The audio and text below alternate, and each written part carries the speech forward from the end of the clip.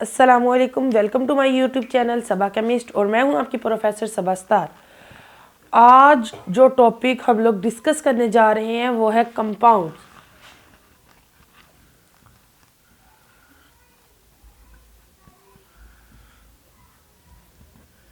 जो कंपाउंड्स होते हैं ना, हम लोग उन चीज़ों को कंपाउंड्स कहते हैं जब दो या दो से ज़्यादा एलिमेंट्स केमिकली कंबाइंड होते हैं इन अ फिक्स्ड रेशो। ठीक है कि अगर टू और मोर एलिमेंट्स, दो या दो से ज़्यादा एलिमेंट्स अगर केमिकली कंबाइंड होंगे फिक्स्ड रेशो के साथ, तब हम उनको कंपाउंड कहेंगे। घर में अगर हम लोग वाटर में साल्ट मिक्स करते हैं तब हम लोग उनको कंपाउंड नहीं कहते, क्योंकि वो केमिकली आपस में मिक्स्ड या कंबाइंड नहीं होते। अगर हम लोग देखें तो कंपाउंड में सबसे पहले ये होता है कि जो एलिमेंट्स होते हैं, elements lose their properties.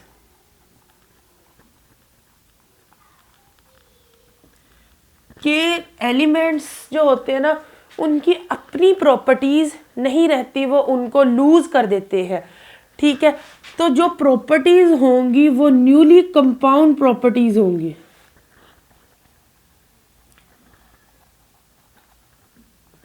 Newly compounds properties कि कंपाउंड की प्रॉपर्टीज होंगी, एलिमेंट्स की प्रॉपर्टीज नहीं होंगी। फॉर एग्जाम्पल अगर हम लोग देखें तो हाइड्रोजन और ऑक्सीजन मिलकर वाटर बनाते हैं। ठीक है, अगर हम हाइड्रोजन की तरफ देखें तो ये भी क्या है, एक गैस है। ऑक्सीजन की तरफ देखें तो ये भी क्या है, एक गैस है। लेकिन अगर हम वाटर की तरफ देखें तो ये है एक लिक्विड, यानी कि दो गैसेस के एलिमेंट्स मिलकर हमें क्या बना के दे रहे हैं, एक लिक्विड कंपाउंड बना के दे रहे हैं। ठीक है, और अगर इसको हम लोग देखें तो इनकी जो रेशो बाय मास होती है वो क्या है, 2 रेशो, क्योंकि हाइड्रोजन का जो मास होता है वो 1 होता है और इधर इसके 2 हैं तो 1 + 1 2, इसका इसलिए ये 2 मास आ गया। और ऑक्सीजन का जो मास होता है वो 16 होता है और 16 + 16 कितना होता है, 32। ये ले, और अगर इसको सिंपलेस्ट फॉर्म में करें तो 2 पे मतलब ये दोनों डिवाइड हो जाएंगे तो 1:16 आ जाएगी। इस रेशो के साथ जब हम लोग हाइड्रोजन और ऑक्सीजन को कंबाइन करेंगे तो हमारे पास लिक्विड वाटर बन जाएगा। अगर हम लोग इनकी रेशो चेंज करते हैं, ठीक है, तब भी ये जो है वो लिक्विड वाटर यानी नहीं बन सकेगा। अब एटमॉस्फेयर में हम लोग देखें तो इसमें हाइड्रोजन भी मौजूद है, ऑक्सीजन भी मौजूद है, लेकिन ये आपस में दोनों कंबाइंड होकर वाटर नहीं बना रहे। ये उसी वक्त सिर्फ वाटर बनाएंगी जब ये केमिकली मतलब कंबाइंड होगी और फिक्स्ड रेशो के साथ कंबाइंड होगी। इसके अलावा कंपाउंड की अगर हम लोग एग्जांपल्स देखें तो बहुत सी एग्जांपल्स ऐसी हैं जो कि हमारी ये आम जिंदगी में होती हैं। जिस तरह से अभी ये देखा हम लोगों ने वाटर, ये भी क्या है, एक कंपाउंड है। उसके बाद NaCl, ये भी एक कंपाउंड है।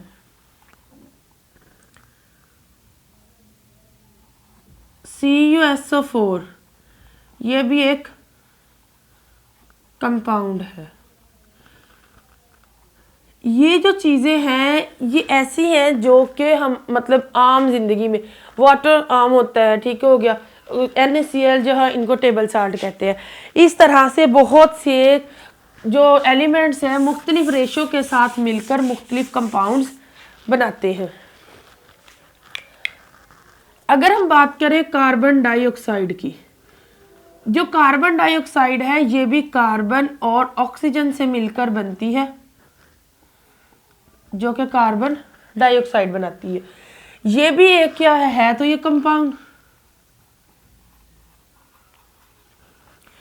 हमें पता है कि कार्बन का जो मास होता है वो 12 होता है और ऑक्सीजन का जो मास होता है वो 16 होता है, लेकिन यहाँ पे उसके क्या है 2 मॉलिक्यूल्स है। तो अगर हम देखें 12:32 और 6 2 ज़ा 12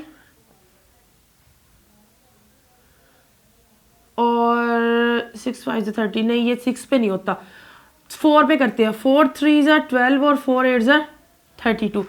अगर कार्बन और ऑक्सीजन को 3:8 के साथ मिलाया जाए तो तभी ये कार्बन डाइऑक्साइड बनाएगी। इस तरह डिफरेंट रेशो के साथ डिफरेंट, ये इनके रेशो बाय मैस है, डिफरेंट रेशो के साथ जब डिफरेंट एलिमेंट्स मिलाए जाते हैं तो इससे डिफरेंट कंपाउंड्स बनते हैं। अच्छा, जो कंपाउंड्स होते हैं वो दो तरह के होते हैं। एक होते हैं आयोनिक कंपाउंड्स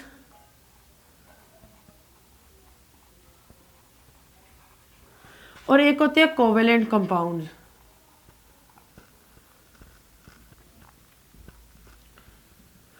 सबसे पहले देखते हैं आयोनिक कंपाउंड्स क्या होते हैं। आयोनिक कंपाउंड्स वो कंपाउंड है जिनमें आयंस जो होते हैं, डिफरेंट आयंस जो होते हैं वो आपस में कंबाइंड होते हैं, जिनमें आयोनिक, अगर हम दूसरी सेंस में कहें, जिनमें आयोनिक बॉन्ड बनता है। अब आयोनिक बॉन्ड कब बनता है? एक कोई भी एलिमेंट है जब अपना एक इलेक्ट्रॉन या एक से ज्यादा इलेक्ट्रॉन्स मुकम्मल तौर पर दूसरे एलिमेंट को ट्रांसफर कर देता है और वो उसको कबूल भी कर लेता है, तब उनके दरमियान बॉन्ड बनता है जिनको हम आयोनिक बॉन्ड कहते हैं। फॉर एग्जाम्पल अगर सोडियम की तरफ देखें, हर चीज जो है वो स्टेबिलिटी की तरफ जाती है। इसके फर्स्ट शेल में 2 इलेक्ट्रॉन्स होते हैं और दूसरे शेल में 6 इलेक्ट्रॉन्स होते हैं, लेकिन आउटर मोस्ट शेल में 1 इलेक्ट्रॉन होता है। ठीक है, उसके अलावा ये जो होते हैं एलिमेंट्स होते हैं, ये हर कोई अपने आउटर मोस्ट शेल में या तो 8 इलेक्ट्रॉन कंप्लीट करना चाहता है या 2 इलेक्ट्रॉन्स कंप्लीट करना चाहता है।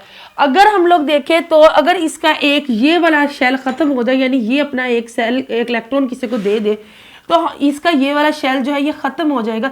इसके आउटर मोस्ट शेल में क्या हो जाएगा? 8 इलेक्ट्रॉन्स हो जाएंगे, जिससे ये क्या हो जाएगा? ये स्टेबल हो जाएगा। ठीक है, इसी तरह अगर हम लोग क्लोरीन की तरफ देखें तो क्लोरीन के जो ये जो मतलब फर्स्ट शेल है इसमें 2 इलेक्ट्रॉन्स है, उससे जो मतलब शेल बाहर है उसमें 8 इलेक्ट्रॉन्स है, उससे जो बाहर है उसमें 7 इलेक्ट्रॉन्स है। अब जो सोडियम था उसके लिए 7 गेन करना मुश्किल था। ठीक है, इसी तरह क्लोरीन के लिए 7 लूज करना मुश्किल है। तो क्लोरीन क्या करता है? क्लोरीन ये करता है कि कोई भी एटम, कोई भी एलिमेंट जब अपना एक इलेक्ट्रॉन देता है तो क्लोरीन उससे वो इलेक्ट्रॉन ले लेता है और बॉन्ड बना देता है। इस तरह जो क्लोरीन होते हैं उसके आउटर मोस्ट शेल में 7 इलेक्ट्रॉन्स होते हैं, जबकि जो सोडियम है उसके आउटर मोस्ट शेल में 1 इलेक्ट्रॉन है। ये 1 इलेक्ट्रॉन अपना लूज करने को प्रेफर करता है और ये 1 इलेक्ट्रॉन गेन करने को प्रेफर करता है। अगर ये 1 गेन करेगा, इसके आउटर मोस्ट शेल में 8 इलेक्ट्रॉन कंप्लीट होकर ये स्टेबल हो जाएगा। अगर ये 1 लूज करता है तो इसका आउटर मोस्ट शेल जो है उसमें 8 इलेक्ट्रॉन कंप्लीट होकर वो स्टेबल हो जाएगा। इस तरह इनके ये जो 1 इलेक्ट्रॉन अपना सोडियम देता है और क्लोरीन वो वाला इलेक्ट्रॉन जो होता है वो रिसीव कर लेता है। ये क्या है? सोडियम, ये क्लोरीन है। इसने दिया, इसने रिसीव कर लिया, इस पे आ गया पॉजिटिव चार्ज, इस पे आ गया नेगेटिव चार्ज। ठीक है, जब कोई इलेक्ट्रॉन देता है और दूसरा लेता है, इनके दरमियान एक बॉन्ड बन जाता है जिसको आयोनिक बॉन्ड कहते हैं। फॉर एग्जाम्पल अब इनको हम लोग इस तरह से लिखेंगे। ठीक है, क्योंकि प्लस और माइनस आपस में कैंसिल हो गए और इनको अगर इनके साथ मतलब वो शो करना है चार्जेस के साथ तो Na पॉजिटिव Cl नेगेटिव लिखेंगे। हमेशा जो पॉजिटिव आयन होता है वो लेफ्ट साइड पर और जो नेगेटिव आयन होता है वो राइट साइड पर हम लोग शो करते हैं। इसकी जो आयनिक कंपाउंड्स होते हैं उसकी जो सबसे मेन बात होती है वो ये होती है कि वो सेपरेटली नहीं पाए जाते, कि जिस तरह से ये कोवेलेंट कंपाउंड्स होते हैं ये हम लोग नेक्स्ट देखेंगे। आयोनिक जो कंपाउंड्स होते हैं वो सेपरेटली नहीं पाए जाते, बल्कि वो ग्रुपिंग की फॉर्म में पाए जाते हैं। कि फॉर एग्जांपल ये सोडियम है, इसके सभी इर्द गिर्द जो होगा वो क्लोराइड आयन ने उसको घेरा हुआ होगा, और अगर ये क्लोराइड आयन है तो इसके इर्द गिर्द सारे पॉजिटिव आयन्स ने उसको घेरा हुआ होता है इस तरह से। ये ले, ठीक है। इसके भी इधर जो है वो पॉजिटिव आयन यानी होगा, एक नेगेटिव आयन के गिर्द सारे पॉजिटिव आयन और एक पॉजिटिव आयन के गिर्द सारे नेगेटिव आयन। इस तरह से ये जो है एक बॉन्ड बनाते हैं, मतलब कलेक्टिवली बनाते हैं, ठीक हो गया। ये वाला जो आयनिक कंपाउंड्स होते हैं ये बहुत स्ट्रॉन्ग होते हैं, क्योंकि पॉजिटिव और नेगेटिव आयन्स ने एक दूसरे को आपस में जकड़ा हुआ होता है, ठीक है। और इनके जो हम लोग जो यूनिट्स इस्तेमाल करते हैं इसको रिप्रेजेंट करने के लिए, उनको फार्मूला यूनिट्स कहते हैं।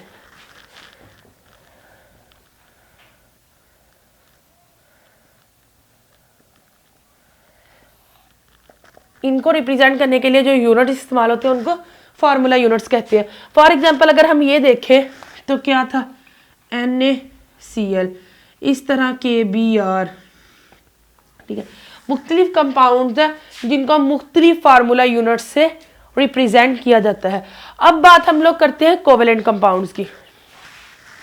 अगर कोवेलेंट कंपाउंड्स की बात करें तो वो कंपाउंड्स जिनमें कोवेलेंट बॉन्ड्स होता है, कोवेलेंट बॉन्ड्स पाए जाते हैं, उनको हम लोग कोवेलेंट कंपाउंड्स कहते हैं। कोवेलेंट कंपाउंड्स में अब मतलब कोवेलेंट बॉन्ड होता क्या है, जब दो एटम्स एक मतलब जब उनकी सिर्फ और सिर्फ शेयरिंग की वजह से, कि एक एलिमेंट है उसको भी सिर्फ 1 इलेक्ट्रॉन की जरूरत है कह ले, दूसरा जो है उसको भी 1 इलेक्ट्रॉन की जरूरत है, वो आपस में क्लोज आते हैं, तो वो क्या करते हैं कि वो आपस में उन अपने इलेक्ट्रॉन की शेयरिंग कर लेते हैं। उस शेयरिंग के नतीजे में जो बॉन्ड बनता है उसको कोवेलेंट बॉन्ड कहते हैं, और जो नेक्स्ट उनकी शेयरिंग से जो कंपाउंड बनता है उनको कोवेलेंट कंपाउंड्स कहते हैं। फॉर एग्जाम्पल अगर हम देखें तो हाइड्रोजन है, उसके आउटर मोस्ट शेल जो एक ही तो उसका शेल है, उसमें 1 इलेक्ट्रॉन होता है। ये हमारे पास दो मतलब हाइड्रोजन एटम है, एक ये है और एक ये है, इसके पास भी 1 इलेक्ट्रॉन है और इसके पास भी 1 इलेक्ट्रॉन है। अब दो है कि ये एक तो इसको दे दे और खुद जो है वो अपना सारे मतलब जो इलेक्ट्रॉन है वो एक जो है वो भी लूज कर दे।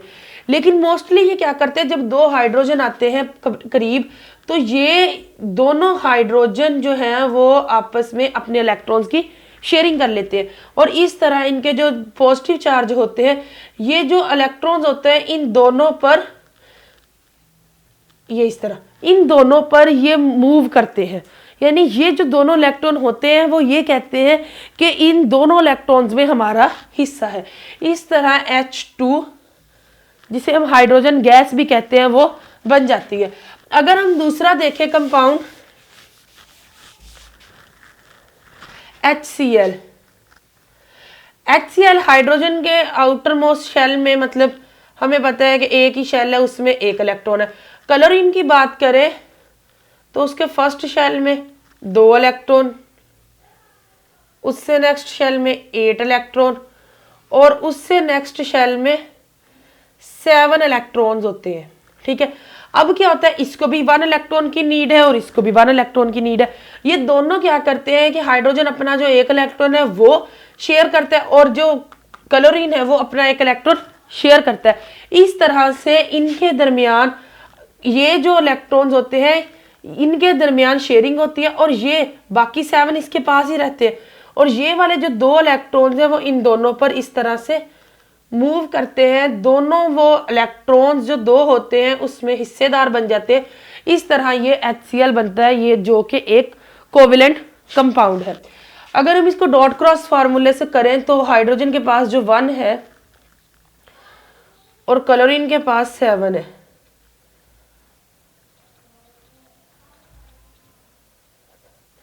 और ये 7, ये देखें ये वाले जो यहाँ पे हमने डॉट और क्रॉस लगाए हैं ये शेयरिंग हो रही है, ठीक है। इस तरह से अगर देखें तो ये 8 इलेक्ट्रॉन क्लोरीन के पास आ गए, ये 2 इलेक्ट्रॉन हाइड्रोजन के पास आ गए। इस तरह से जो कंपाउंड बनता है उनको हम लोग कोवेलेंट कंपाउंड्स कहते हैं। और जो भी इन मतलब जो जिस यूनिट से, जिस फार्मूला से इनको रिप्रेजेंट किया जाता है उनको मॉलिक्यूलर फार्मूला कहते हैं। जिस तरह से अब ये मॉलिक्यूलर फार्मूला,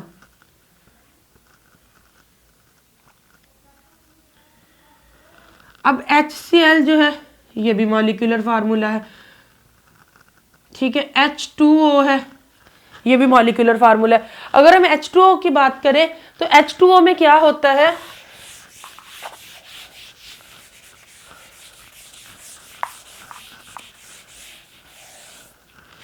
से जो वाटर मॉलिक्यूल है इसमें ऑक्सीजन के आउटर मोस्ट शेल में होते हैं 6 इलेक्ट्रॉन्स, ठीक है। 6 इलेक्ट्रॉन्स में से वो क्या करती है कि वो शेयरिंग कर लेती है। हाइड्रोजन के आउटर मोस्ट शेल में मतलब जो मतलब एक ही शेल है उसमें कितने इलेक्ट्रॉन होते हैं, 1 इलेक्ट्रॉन होते हैं। वो ऑक्सीजन जो होती है अपनी 2 इलेक्ट्रॉन्स को हाइड्रोजन के 2 एटम्स के साथ शेयर कर लेती है। इसके बाकी जो थे वो 4 मतलब जो ये इलेक्ट्रॉन थे, ठीक है, वो इसके पास होते हैं और 2 ये थे, 6। अब 2 उसने शेयर कर ले तो 8। इस तरह ऑक्सीजन के जो आउटर मोस्ट शेल है उसमें 8 इलेक्ट्रॉन जो होते हैं वो कंप्लीट हो जाते हैं और एक वाटर मॉलिक्यूल बन जाता है, ठीक है।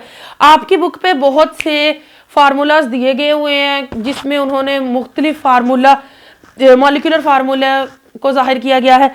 इसमें इन्होंने मतलब सिंपली वाटर का, सोडियम क्लोराइड का, जिसे हम टेबल साल्ट भी कहते हैं, घरों में जो आम इस्तेमाल होने वाला कॉमन साल्ट है वो होता है NaCl, ठीक है। मुख्तलिफ वो फार्मूले दिए गए हैं, तो वो उसमें से जो कुछ